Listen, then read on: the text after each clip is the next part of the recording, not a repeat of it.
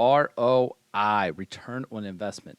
In this, we've bought Alphabet Inc., aka ticker symbol GOOG, G-O-O-G. We bought 1,000 shares on January 1st, 2020. And then we sold those shares on December 31st, 2023. And we have a gain of $61,550.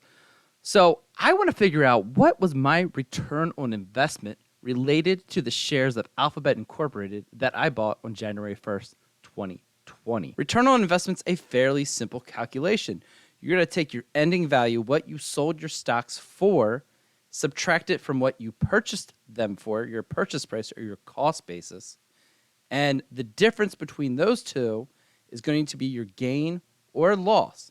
And you're going to take your gain or loss and divide it by your cost basis, what you had originally purchased it for, and that is going to give you a percent.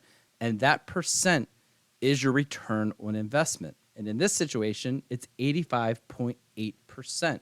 We have an 85% or 86% return on our investment from buying Alphabet Incorporated on January 1st, 2020.